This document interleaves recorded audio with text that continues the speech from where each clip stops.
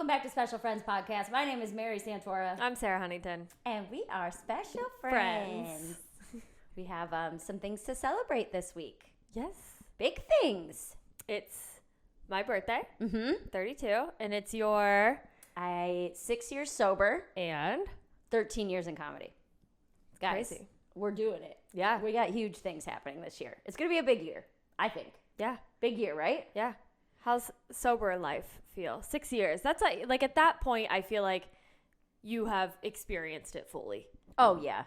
I mean, there's always going to be the biggest part of sobriety that sucks is just raw dogging your emotions, dude. Where you have no crutch. It is just, you feel everything. And that is really, really tough to just think about that.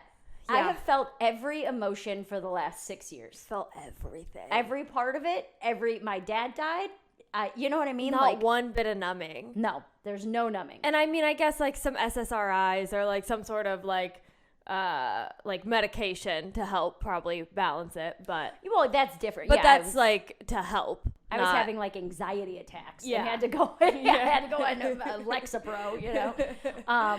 But yeah, not being able to just numb it with an outside source. Like, I had a hard day. I'm just gonna have a couple glasses of wine. And you really have no vices at all. You don't drink. You don't do drugs, and you don't even have like reckless sex. You don't do anything. I gamble. Okay. That is the one that I still have that we have been working on in therapy because, if you have a hobby, it's totally fine and everything's great. And as long as it's not getting out of control, that's fine, But one of the big things they teach you in recovery is that, like, the use, the abuse, the substance abuse, whatever it is, that's not the problem. That's a symptom. Right. So it's like the drinking isn't the problem. The drinking is a symptom. What are you running from? What are you trying to cover up? What are you unhappy with? And so my gambling has gotten to a point where it's like, this isn't really for fun. I'm starting to use it to get out of my own head. Right. I haven't gambled in over a month, though, which is pretty good. But yeah, so if you got rid of gambling, do you think that there's anything else that you could see yourself getting an addiction to? Not that would be negative. Yeah. Like, the only other things left are like... I think we forget that. You can be addicted to good things. You can be addicted to working out. Yeah, I think I might be. I'm dead serious. I mean, it's considered an addiction when it starts to interfere with, like, your daily life. When it starts to make every day harder. And it's, like, consumes you. Once you start, you can't stop. Like, it's negatively impacting your family or your work life. Well, when I first stopped really drinking and doing drugs, I dedicated myself to the gym. That's how I lost so much weight, because it was like I need something every single day, and I would freak out if I couldn't get to the gym or if I couldn't run outside. Like, if my plans got changed with working out, it was overwhelming to me. Yeah. There are people just kind of transfers into something else. But that's a big thing in recovery, is that you replace one with another. When I first quit drinking, I was eating a lot of edibles, a lot. And it was just those first maybe. I didn't know you were gonna say edibles. I thought you were just gonna be like, I was eating a lot. No, I'm like, food, a lot of edibles. But yeah, food. You could be addicted to anything, really. But I was eating a lot of edibles. I was smoking a lot of weed just to get used to being in public, because I was like, I don't think I've been sober in public outside of. You would take edibles and then go in public? Dude, I would take 50 milligram edibles and then just go to the grocery store, go do my day, meet a friend for lunch. So crazy, because I took 5 milligrams not that long ago, and I thought I couldn't leave the house. Yeah. I didn't stop smoking weed or using weed until my dad died, because it was during the pandemic and I was trapped in my house and I was already not having a great time. And then now I'm alone and the world is ending and my dad's gone and I don't know, they weren't good thoughts. You know what I mean? Like alone high during the pandemic in your own apartment, not a great place to be in my head. So now it's gotten to the point, I think I've been high twice in 4 years. Where it's not something I do often. If I do, it's we were talking about this, if you're in your 30s or older and you smoke weed, you either smoke weed every day or maybe once or twice a year. It's not like you're a casual weed smoker. If you're a millennial, there are no millennial casual weed smokers. I don't think so. I think it's you either cope with it and you do it the minute you wake up all day, every day, or it's like that. Yeah. Oh, my friend's bachelor party. Exactly. We all ate and then edibles. Everybody like is freaked out and Yeah. it's not a good time. Yeah. That's every time I've taken an edible in my 30s, it's been like something like that, like a friend's bachelorette party or somebody got edibles and like we have to try them. And then I have a terrible time because your body isn't used to it. I think, weed is not something that is as fun, I think, in your 30s to just like try with all your friends. It's either like became a coping mechanism. Well, because I think or a problem. Millennials, we were getting it from like our friends' brothers, you know what I mean? Or your shady cousin. You know, everyone has that cousin. You know what I mean? Like you have that cousin that you get drugs from or you have a prescription. Like that's one way or the other. You know, as soon as I said that cousin, you thought of them. Oh, I know exactly. You know who it is. You're like, I know who I could get that from real quick. Yeah, Shelby. Yeah. So you could get it. And then that's how we were originally smoking weed. And then it became legal in our lifetime. Right? That is odd. I feel like millennials are the only ones, and maybe like Gen X. Gen X and a little bit of Gen Z, that very top of Gen Z, got to see something that was so bad in our minds. Oh, you're going to hell. And then you're gonna ruin this is your brain on drugs where she like egg melts into the couch. You know and what I like mean? we went from our parents telling us if you smoke weed you'll die and you'll turn into a couch and you'll never get a job to like now my mom takes edibles all the time because she's in pain, dude. I'm like, okay, that's why our brains got all fucked up because we're like, okay, the thing that you told me my whole life I couldn't do, now I'm watching you do it and it's confusing. We go to my aunt's house every year for Christmas Eve, and the one year there were 2 plates of like cookies, and they were like, one has weed, and I'm like, who are you guys? Like my baby boomer aunts and uncles in their 70s are like, we made special cookies, and I'm like, what? And you have to wonder, were you guys always doing this? That's the not Bonnaroo. What was Boomer Bonnaroo? Oh, Woodstock. It was that's the Woodstock generation where they were doing all the drugs, pure drugs, before they were cut with anything. That's you true. know what I mean? I think that's every generation. It's either like they're either sticklers and not fun at all, or super free. Like it goes back and the pendulum just goes back and forth and back and forth. And our boomers were super free. So free. Carefree because they came from the basically war veterans. Yeah, World War I veterans. That World War like II never veterans. had fun in their entire life. They went to war when they were 16 Yeah. and never had a fun day from that point on. Yeah. And then had kids and the kids were like, whatever, let's do acid. Yeah. And like, then it kind of goes back. But I'm watching my youngest generation, like my nephews, they're boring as hell. They don't do anything. They're so boring. They're on their phones. Yeah. They're on their phones. They're playing video games. They're like, everything's virtual. Yeah, they watch videos and then they repeat what they see in the videos. Like they watch a cooking video and they go do that. Or they watch a kid play a game on a video and they go do that. They're boring. They might as well go to war because they have nothing else to do. They're so boring. Like at least go do something. You should pitch that to Trump. He would do it. He would round them all up with a net and send them over to Ukraine. Yeah. You know that he would. Yeah, they need something to do. Like they need to get out there and do something. They need something to do with their hands, like a good activity. And I think war could do that for them. Gen Z is not going to be good in war. There's not no Gen safe Z. spaces. It's the one. I'm talking Gen Alpha. I think Gen Z is a little bit more carefree. They like don't really drink or anything like that, but they're still like exploring and doing cool stuff. That Gen Alpha. Gen Alpha is teenagers right now. 18 and below? Yeah. Boring as hell. But they're also kids, dude. Yeah, but like when I was 16, I was already so fun.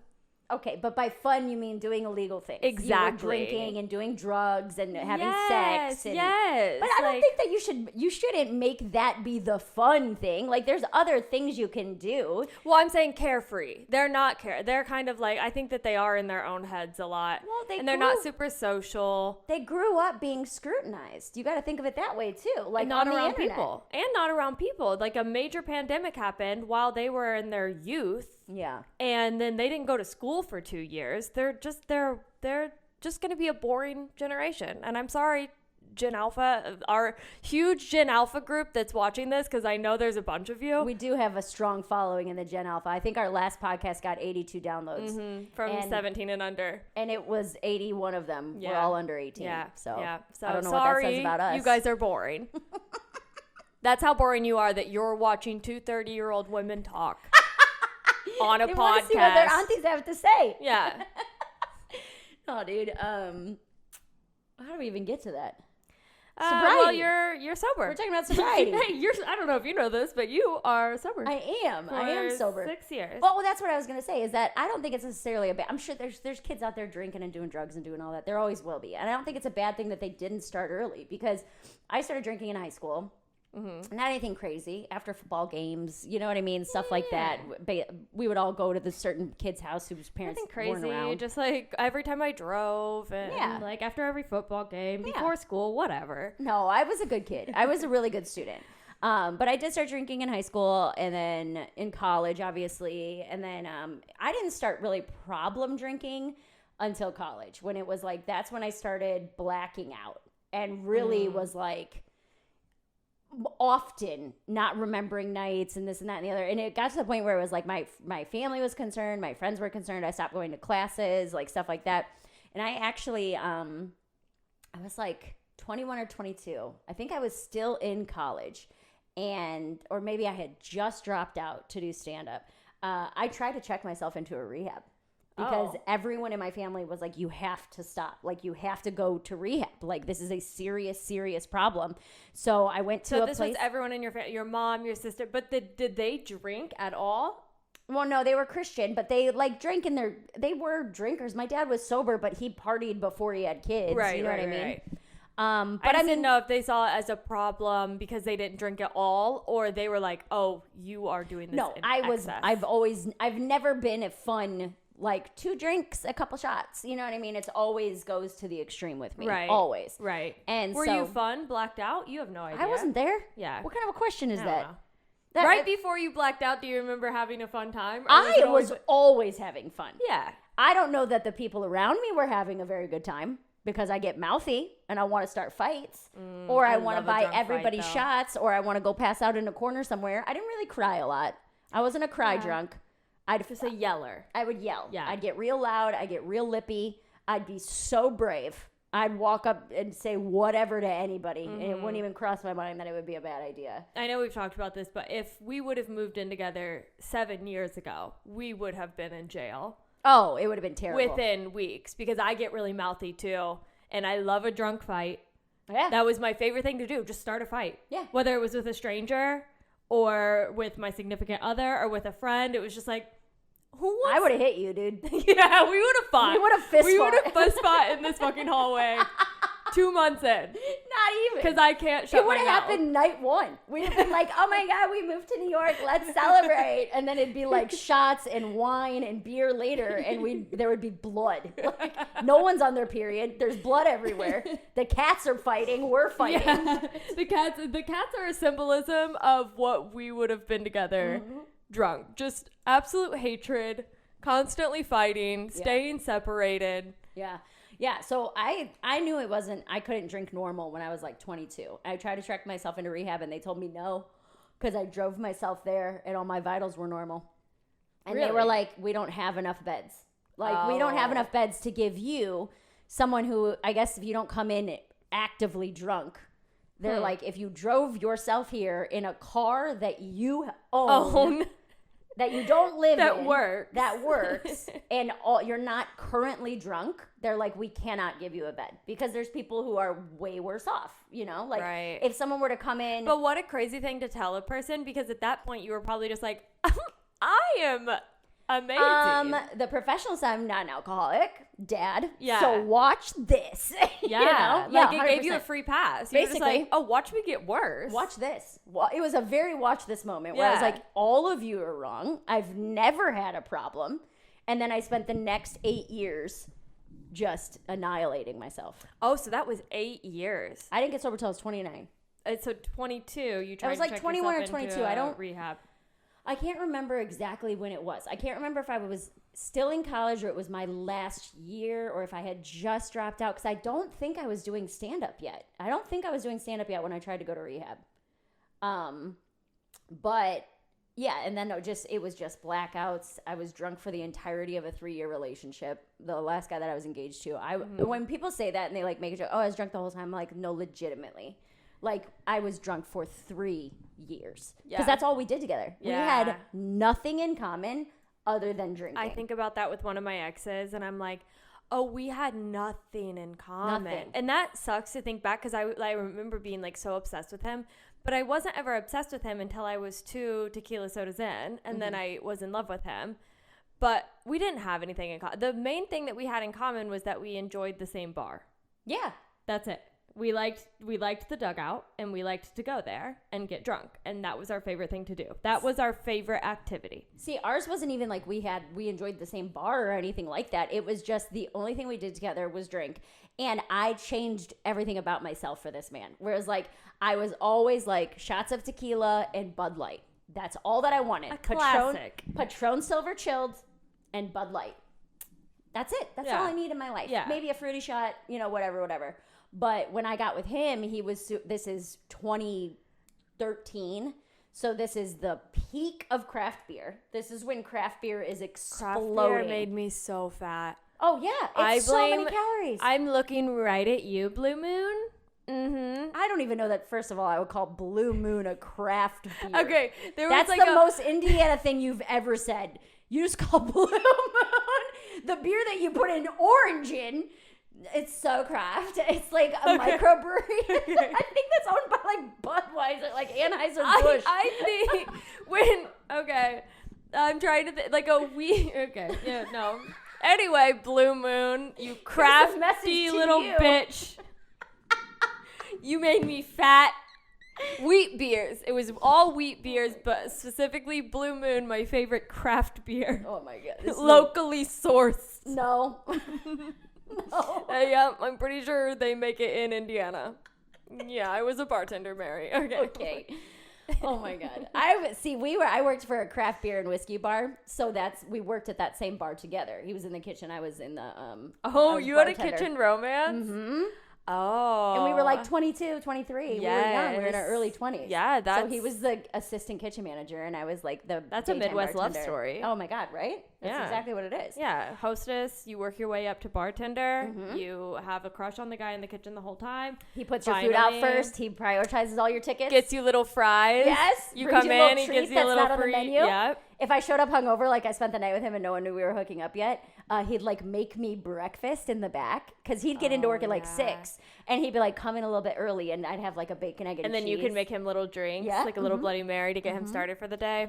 But that's adorable. Horrible relationship, but yes, that's exactly how it started. But that is service industry 101. Mm-hmm. Like if you've worked in the service industry, you have had that relationship in one way or another, whether it's hostess, line cook, or bartender, kitchen manager, or even like busser dishwasher. Like, what I mean? Occasionally it will be a lower level. Yes. Low stakes. Hostess dishwasher. Yeah, definitely.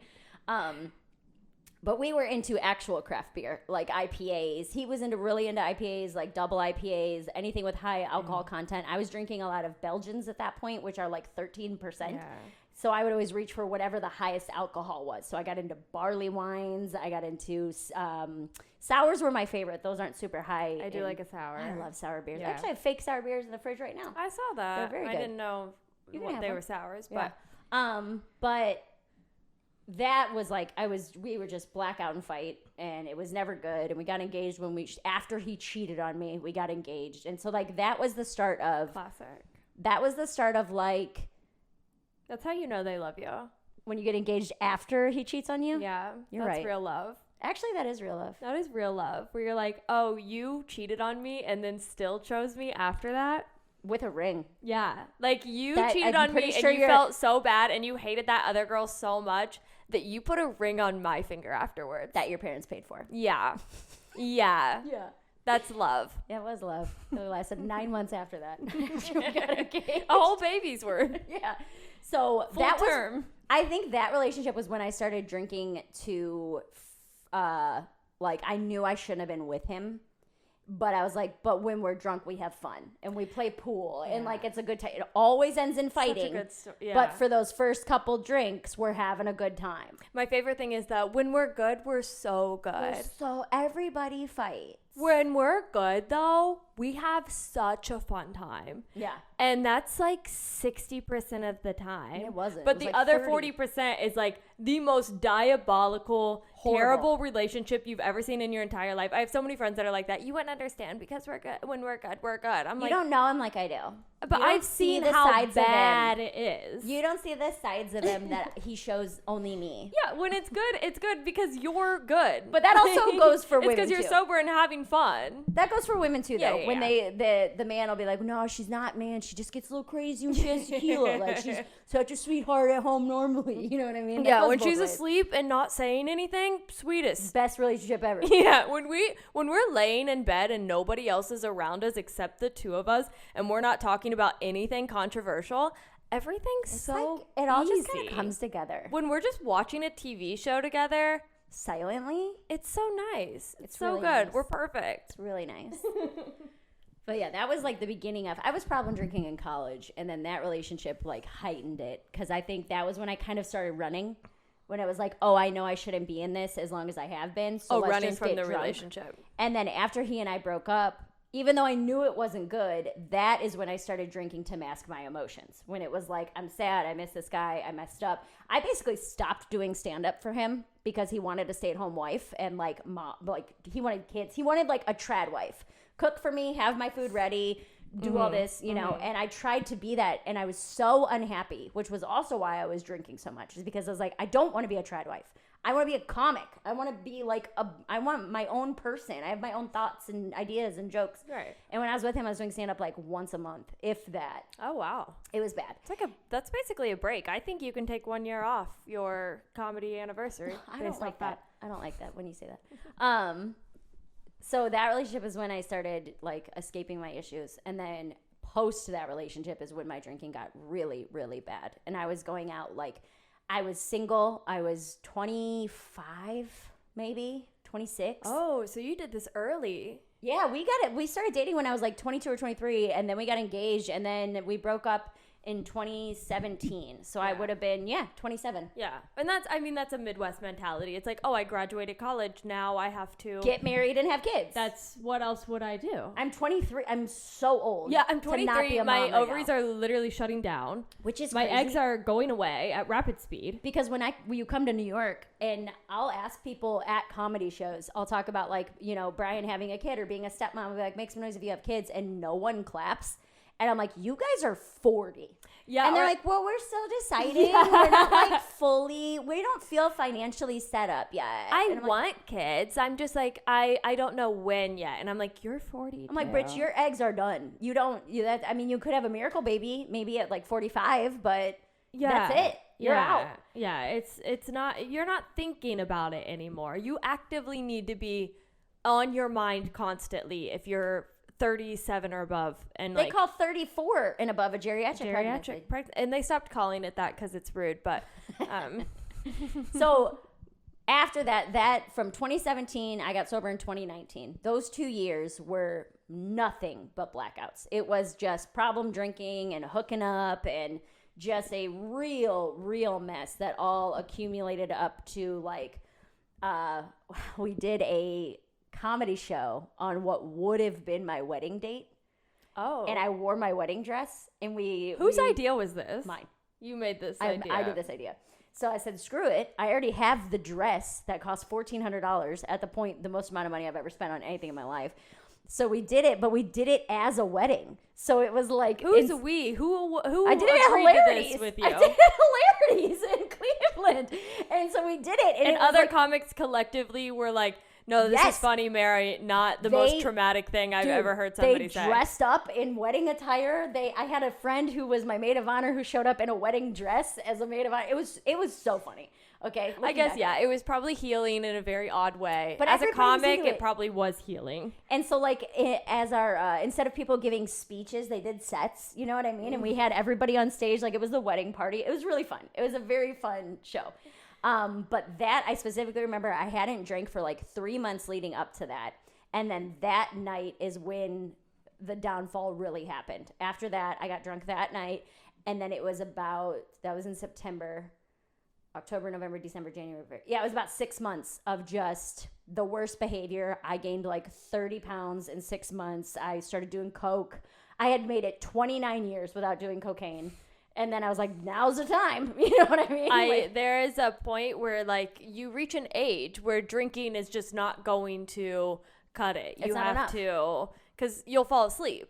Yeah. And God forbid you fall asleep in the night and you'll miss some fun. You don't want to miss the fun of sitting around a kitchen table talking to 7 people about the same 7 business plans you've talked about for the last year. You don't want to miss out on that. See, that's not how I was drinking, though. I was always out. I was always at bars. I very rarely was getting drunk at people's houses. Well, no, I don't know if, like, I also got very, very deep into the party scene of cocaine, where it's like, yeah, the bars close at 3 a.m. now, and then you go to somebody's house at 4 a.m., and then you sit around a kitchen table until 8 a.m., and the birds chirp. And then you go do first call. Yes. Is what we called it. Because there was I don't know if I brought this up on the podcast before or not. There was a bar in Cleveland. I don't even know if it's still around. It's called Bobby O's that opened at 6 a.m. and they did like kegs and eggs. Yeah. And it was geared toward like third shifters. Yeah. Like overnight factory workers and shit like that. So it would open at 6, but it was all of us who had been up doing coke all night. Yeah. That would go in for first call and be like, Bobby O's! Yeah. You know, instead of we had Ollie's like that. And Ollie's closed at 4 a.m. You couldn't order alcohol until after 3 a.m., but I would get there at 3 a.m., order 3 drinks. They would let me. And then I would just sit there with my 3 drinks until 6 o'clock in the morning. Yeah. Yeah. And they let me. They let us all. They knew what was going on. But it was like a don't ask, don't tell thing. Yeah. It was like, you just are so tired. You pulled it all night to study for your test. Or whatever. I just got off my 3rd shift. My 3rd shift as a bartender.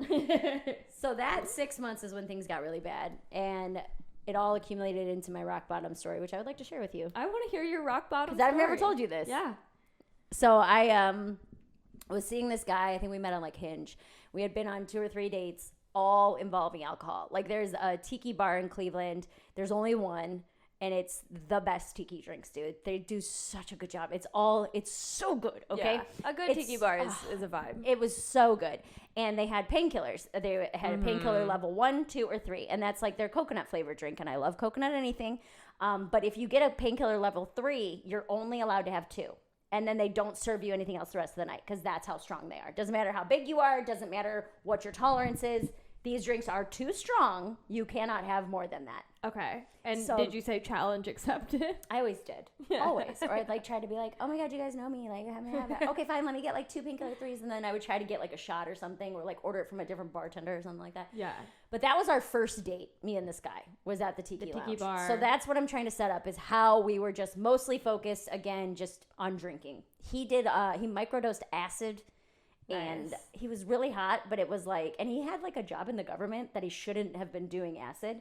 And I don't want to say it because I don't know how it could possibly get back to him, but I don't want him to lose his job. If he still has it, you know what I mean? No, that would have turned me on so much. Like a guy that works in the government that took a little bit of acid before our first date. He did it every day though. Like he microdosed either acid or mushrooms like every day. And then I was like, that's crazy. You're in charge of like important things. And that's called mental health issue. When you're self-medicating yourself with, like they make medication that would do that for you. So that was the guy I was seeing. We had been on like 2 or 3 dates. And so for our 4th date, I was like, hey, let's do this daytime bar crawl.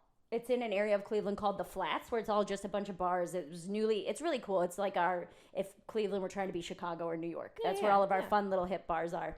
And it was in the Flats. It was a daytime Mardi Gras themed bar crawl. Okay. And I told him, I said, you should come on this. And had you done any dates that weren't drinking? No. Okay.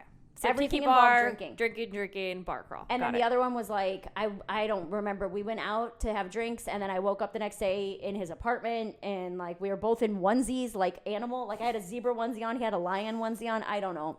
I don't know what happened. This was on 2nd date? That was like the 2nd or 3rd date, yeah. 2nd date, you started But we didn't hook up, though. Oh. That was the other thing. You don't know that. Well, that's true. You woke up in some weird outfits.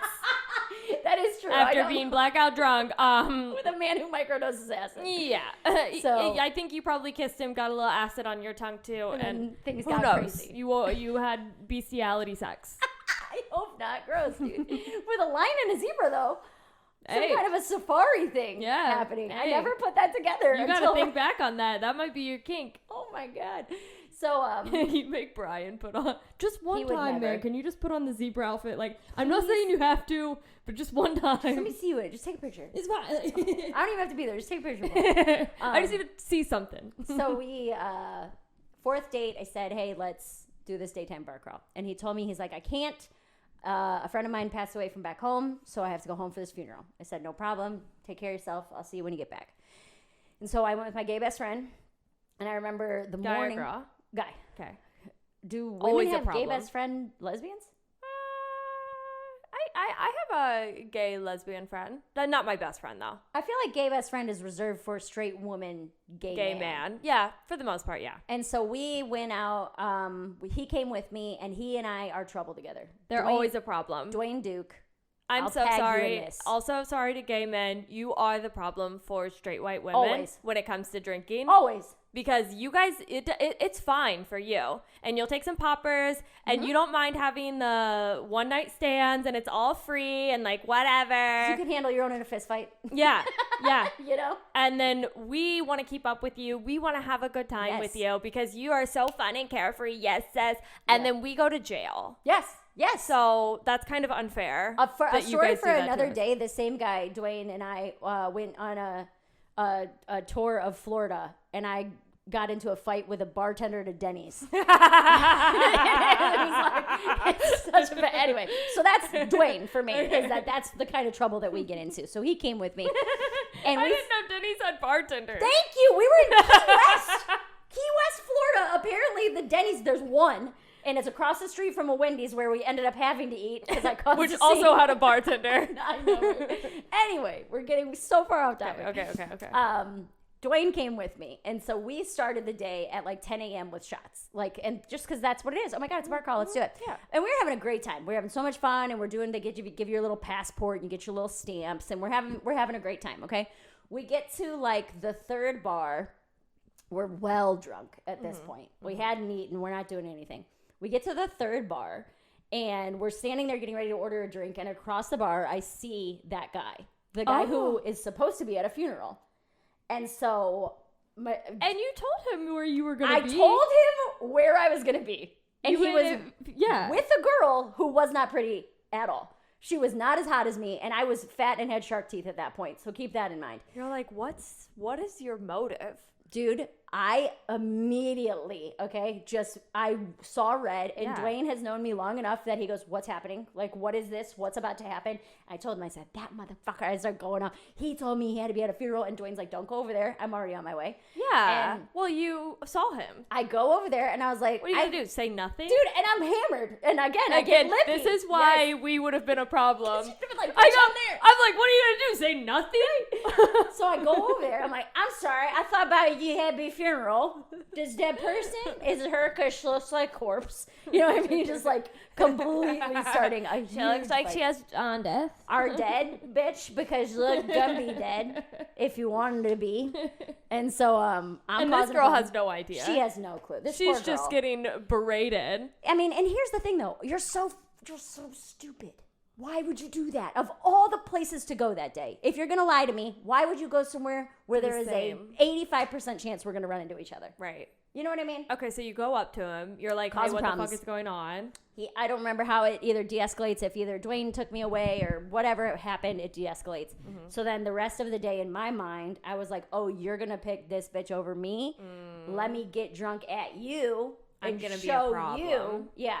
So, And like you probably were pretty attention seeking because that guy had just turned you down essentially in your mind. So you're like, oh, watch me get every bit of attention in this bar. probably. Watch everybody pay attention to me because you didn't. Right.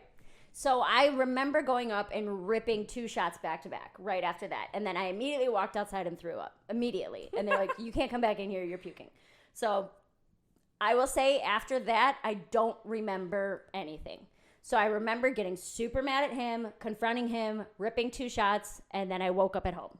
Okay? Oh. I woke up at home in my apartment, and something I always did when I was drunk, I don't know why I always did this, I would crank the heat. I don't know if I was always cold, but if I woke up, it was 95 degrees in my apartment. I'm fully clothed. I'm sweating. I'm like, oh my God, my phone is dead. I turned the heat down. And then this was when they talk about getting sober, you have a moment of clarity. This was my moment of clarity.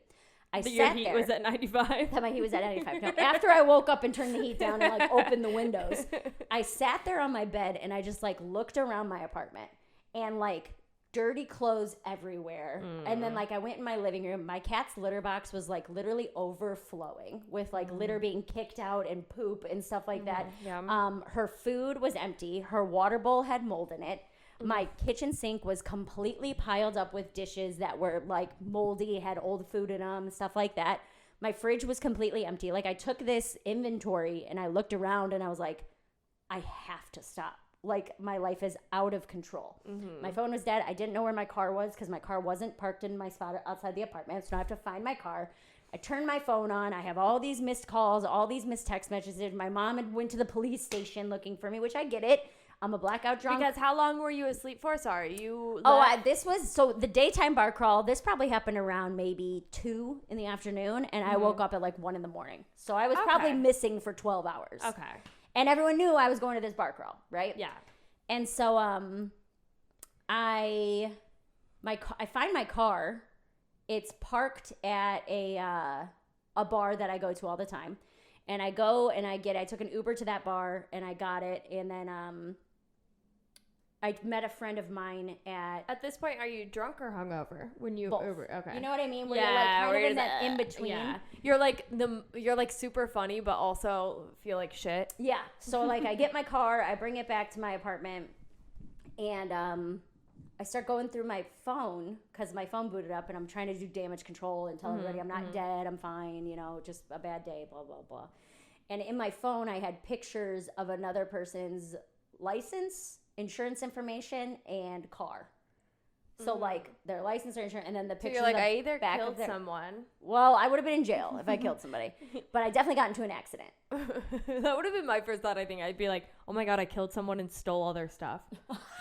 No, mine and was took like pictures of it for validation. Like I'm a serial killer when I'm drunk. Yeah, that's crazy. I didn't go that far. I was like, I had crashed 6 cars before this, so I knew I'd like to. You knew run the into signs. people.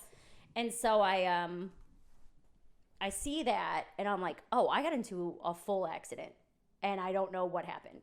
And from the pictures, there were no damage to either of our cars. But I was like, there could have been a kid in the car. I could have killed myself. I could have killed someone else. So that on top of like looking around at my apartment in disarray, I was like, that was my rock bottom where I was like, this has to stop. My cat doesn't have food. My house is moldy, like disgusting. I'm disgusting. Like everything. You're moldy. I'm moldy. It's so like, I don't know how many times I puked that night. Like it was that moment where I was like, this has to be it. And so I went to a Panera Bread the next day. Like I tried to sleep it off. And the next day was just as good as rehab. Yeah, right. Panera Bread. And they always let you in. They don't tell you there's no space. Yeah. And it's just you and like 7 old people. Yeah. So I went to Panera Bread. And I had chicken noodle soup in a bread bowl because I couldn't keep anything else down for those like 2 days or that one day. This was March 3rd, which was my 6-year sobriety. And I am sitting there and I'm eating this soup and I just started sobbing because I think the full weight of it hit me where I was like, you can't have one drink. The soup was so good. No. I can't handle this Panera Bread chicken bowl right now. Oh my God. The way they're able to get the soup perfectly into a bread bowl and the bread gets the right amount of soggy. I'm sobbing. I can't believe this sourdough. It's like it's from San Francisco. I don't know how they did it in this Panera in Lakewood, Ohio. This is craft bread. So I started sobbing because I knew I had a problem. Yeah. And I was like, this has to be the end of it. And I made this big long Facebook post and I was like reaching out to people. I went to an AA meeting that night, but yeah, that was my rock bottom. That was your rock bottom, was a bar crawl. And how about this guy? Do we ever talk to him? I've never spoken to him. I've never seen him since. I don't know anything about him. He became so irrelevant to you once you got sober. Yeah. Oh, yeah. Yeah. But he was so important. Well, I guess not so important, but he was important enough to. He's a big part of your sober story, which kind of sucks that a man that you went on 4 dates with gets to be a part of your sobriety story. Yeah. It's kind of unfair. It's annoying. It's annoying for sure. But I mean, no, I have no idea what he's doing or where he's at. And then it was that day, and you didn't do rehab or anything. You kind of just. I quit cold turkey. I had cold turkey on your own. I had the DTs, man. I was detoxing hard at home. I had the shakes, like the full body convulsions. I was puking. I was sweating. I had nightmares. They don't for tell how you. long? The really bad part of it lasted like 3 days. And then it was like a week before I felt normal. Yeah. But it was 3 days of like the puking and the shakes and the sweating and the like can't figure myself out. And then, well, it was the puking and the worst of it was probably like a day and a half. Yeah. Where I would throw up and shake and shiver and then pass out on the bathroom floor and then wake up and do it again and do it again. Yeah. And then it was like, then nightmares started and then your skin gets all itchy because like your neurons are firing on all cylinders for the first time in a decade. So it's just sending out impulses. And that's why like I'm like, I can feel every single nerve ending in my body and it's like itchy. And then your brain is working. So you start having nightmares. I started having like these Your brain is working again, yeah. It's crazy. It's not numb. You're for hot, the first time sweaty, in 10 years. cold. Yeah. And then, so then... and then, were you still bartending at this time? You had to go back and bartend sober? 2019, I was on my way out. Okay. I think I was done. It was March 3rd. You probably got your job in radio right after that, right? I had been sitting in on radio for like a year. Yeah. Like coming in and sitting there. Isn't it crazy too when you like let something like that go, your life kind of turns around on its, not on its own, but it's just like you started getting more things? Well, I always tell people, I'm like, when you get out of your own way, like if you have a problem and you, like a substance abuse problem or an addiction or whatever, and you remove that, that's when you can start actually pursuing what you're meant to do. Right. And opportunities, if I would have gotten that job on radio full time, when I was still drinking, I would have lost it in 6 months. I'm like, oh, isn't it cool that you like started getting stuff? But it's like, yeah, I was always getting opportunities. I started but I was fucking them up Yeah. consistently every single time. Yeah. Yeah. Yeah. So now it's been 6 years. And now it's 6 years. Mm-hmm. Congratulations. Thanks. I'm so proud of you. Thank you. It's proud of me too. 32nd birthday. Yeah. I'm excited for the 32nd birthday. Okay. I think last year was kind of a weird birthday. I just moved here. I was 2 months. No, not even. I was here for like 1 month. Yeah. And didn't really know like anything going on here. And at this point, like I'm like, oh, I have like some friends and we're going to have a show and we're going to have people there. So that's really nice that we're able to do that. I'm trying to think of like my favorite year. I can think of my least favorite year. My least. Your least favorite year I was trying to think of like, okay, what was like my favorite year, but I would say like 28 was my rock bottom year. Okay, for sure. What happened? Like I think about, actually I want to tell you like kind of my like rock bottom story of just like life. Okay, I was like, not even substances, just like I guess. Well, no, it was definitely based around like substance abuse okay. for sure. But okay, when I was drunk, I would have this. I would run away from everybody. My favorite thing to do. My sister did that. Yeah, was where to go leave make a friend or end up at a bar. No, why are you here? I have never been here. I have a whole new group of friends that I don't know. One time, I had this guy come up to me. He talked to me for like 45 minutes. Finally, I was like, "Do I know you?" And he goes, yeah, we met on a flight one time.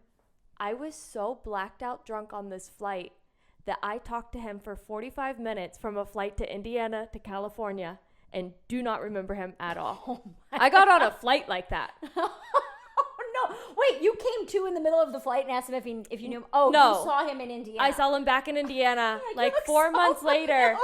I didn't recognize him at all. He talked to me about my life. He was talking to me about my mom, and I was like, how do we know each other? He tells me this. He goes, you don't remember we like, and I was like, oh, I remember going to the airport that night. But that's all. Well, actually, I had like a 5 a.m. flight. So, of course, like I was blacked out drunk. So you got there at 3:30 after drinking. Yeah. And had nothing in my suitcase. I had like 2 outfits and the clothes that I wore to the bar that night. That's all I had for like the whole trip. And that's not even my rock bottom story. A whole bottle of shampoo. Yeah. I don't know. Yeah. TSA took it, you're like, that's all I have. You can't take that from me, dude. That's for my whole body. That's for my vagina. That's for my armpits. That's for my head. That's all I've got, and to wash my clothes because I only have one outfit in there. That's it. And that's not rock bottom. That actually was kind of a fun story. It was just a day. But I would always run away. And I would meet people, and then I wouldn't remember them at all.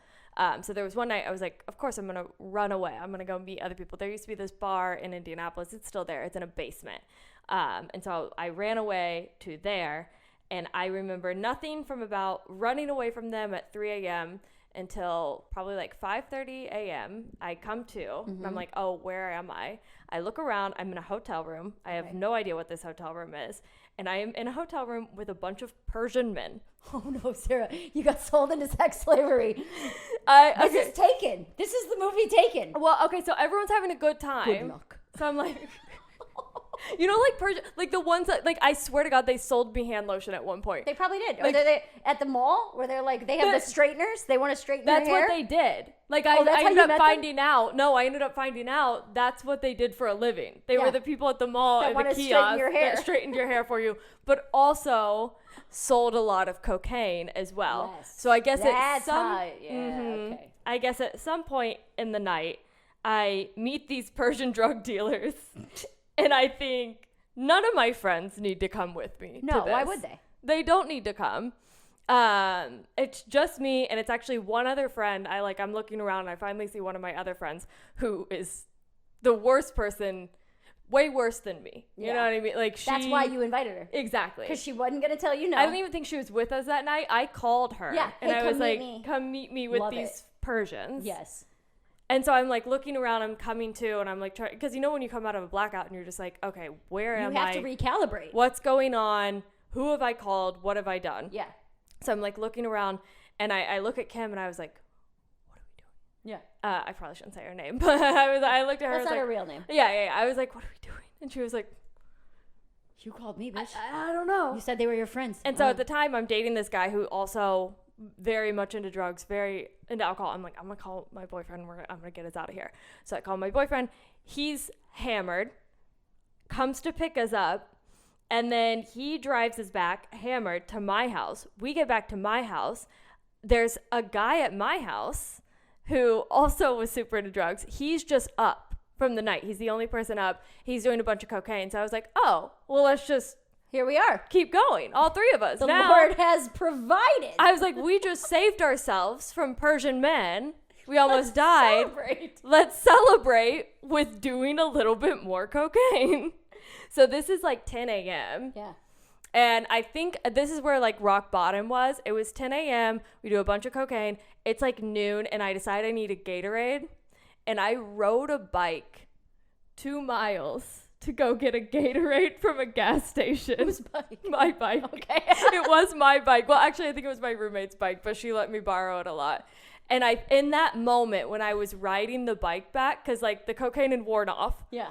And when I rode the bike there, I was like, so fast. I was like, I fucking love this dude. I love riding bikes. Like Tour de France. I'm doing wheelies. But on the ride back, everything had worn off in that exact moment where I was like a mile away from home. Oh, yeah. And all the drugs, all the alcohol just wore off. And all I had was a Gatorade. And I didn't even have a wallet. I guess I had just taken cash to get the Gatorade. Yeah. And I had nothing. And I was like a mile away from my house, just like sweating, puking, dying on a bike at 3 o'clock in the afternoon. Yeah. From the night before. From the day before. Yeah. From the day before. You had woken up at 8 a.m. Tuesday. This is 3 p.m. Wednesday. Yeah. Yeah. Yeah. And I think that was like, that was not the last time, but that was like one of the eye-opening moments where I was like, this isn't fun. No. This is not fun. There are people coming home from work right now. More than that. Yeah. Yeah, like, oh, I get what you're saying. Went to work that morning when they've worked 2 shifts. Yeah. Since I've slept. Yeah. The last time I slept, they've worked 2 shifts. Yeah. And they have a 401k and a family. Yeah. And I'm puking, walking a bike. Yeah. I'm not even riding it because my legs don't work anymore. I'm walking this bicycle. Down a highway. It wasn't even up. a place I should have been riding a bike. Oh, my God. I didn't live in a bikeable neighborhood. No. Yeah, and I was like, I'm not having very much fun anymore. But here's the thing. Also, in the Midwest, if you're on a bike because you don't have another mode of transportation, that should be a rock bottom awakening period. Like, if you can't take a car because you're so fucked up or you don't have a license anymore and you're on a bicycle because it's the only way you can get anywhere. You know what the worst part is? I had a car. I think I would have drove. I was not against drinking and driving. Yeah. I think I wanted to ride the bike. In the moment, I was like, a bike ride sounds nice. That does sound nice. Like, I was like, I have a lot of energy. I think that's what it was. I was like, I have a lot of energy. I want to get this out. I'm just going to go for a bike ride. And then Coke is one of those things, like, immediately when it's done, it's done. It's like pauses you, stops you in your tracks. That's why you just keep doing it. Yeah. Because that feels so bad. Yeah. And so I was on an interstate with a bike, just like, I gotta stop. It's like a movie scene. Yeah. Just sweating. Yeah, you got pit stains. And I got home at that point. I looked at myself in the mirror. I had a nose ring. My hair was pink. And I had like eyeliner down my fucking whole face. And I was like, something has to change. It is 3 p.m. 3 p.m. The sun is shining. I have to go to bed. I have to work tomorrow. Yeah. That's crazy, dude. So, yeah, that was pretty much my rock bottom. Good for you. Look at us. A bike ride at 3 a.m. 3 p.m. 3 p.m. Yes, 3 p.m. 3 p.m. bike ride. And now I go to cycle classes on purpose. Oh, and it's not triggering at all? No, I do. There was, because when I stopped partying, a couple of my roommates didn't. And so there were a few times when I was like, because I got addicted to working out, I would be going downstairs to go to my cycle class, and they would still be up from the night before. And they'd be like, what are you doing? And I was like, I'm going to I'm trying to be better. I literally was like, I'm going to ride a bike. The way that I got you. Yeah. I have to ride a bike. It's the only way. It's the only way I can get better. The bike got me into this. The bike will get me out of it. I just ride this bike and I'm better. Full circle moment. A full cycle moment. Yeah. You hate puns. That was good though. I do. If you would have said it, I'd been like, that's it. Yeah. You hate when I do a pun, but you do it. Well, that's good. Okay, so now everybody's sober. We didn't really talk about your birthday or comedy, but... Yeah, you hit 13 years in comedy. I turned 32. Whatever. That's fine. If it comes up again, it comes up again. Whatever. We're all going to die alone. This was such an empowering podcast about how you can make it out. We both made it out. We had our rock bottoms. We're sober. We're doing things right. We're getting things together. And then you're like, it doesn't matter. Everybody dies alone. Nothing's important. No, I mean, like, in a good way. No, like, whatever. All right. Well, good. I'm proud of us. Yeah. Are there any 32 is going to be a good year? Is there I've one been saying thing? that. I've been saying that. You It's have gonna been saying that. It's gonna be my year. It's my year. It's gonna be my year. Is there one thing that you want or that you're like, or are you just going to let it be what it is? See, every time I make a goal, it never works out. Okay. So I am just gonna play it by ear. Yeah. I would like to be a good person. Hell yeah. I'm still working towards that. That's fine. So, that's a great goal to have. I want to good be people a good friend. in this 30 I want to whatever. You're the Lord. I want to you know what? I want to be Jesus Christ. He was 32. Yeah, was he? When he died? Put me on the cross. Was he 32 or 33? Yeah. I think he was 32. Nail me. You want to be nailed to a cross? You want me to crucify you? Mm-hmm. For the next pun you do, I'll crucify you. Jesus, when he died. This says between 33 and 39. Oh. So we're both 33. Okay, I apologize. 33. Okay, next year. Your year of the Lord. Well, you are in your 33rd year. Well, and also 32 is probably when he was at his peak. You know, that's when he was going around telling everybody like, I'm fucking Jesus. I rule. Everybody likes me. Have you read the Bible? Nope. That's not the part. They don't use that language. That's not what you said. That's when Jesus was that's when he was performing miracles. He was like a club promoter. Like everybody wanted to be around him. Yeah. You know? Well, 12 of them, but yeah. Yeah. And he wanted so that's my 32 goal. Have 12 friends? 12 friends that make 12 friends. Make 12 friends that adore me. Well, one of them's going to try to kill you then. I'm going to start a cult. One of them's going to try to kill you. Perfect. You don't know enough about the Bible to compare yourself to Jesus. I really don't. I did not grow up in the church. Well, you know what? You'll be Christ-like in this your 33rd year. Do unto others as you would have them do unto you, all the fun stuff. Yeah. And if you want to see Sarah in her 33rd year, her year of the Lord. 32. But this is your 33rd year. Of life. It's weird when You've put it like that. You've completed 32 of them. Okay. This is the start of your 33rd year.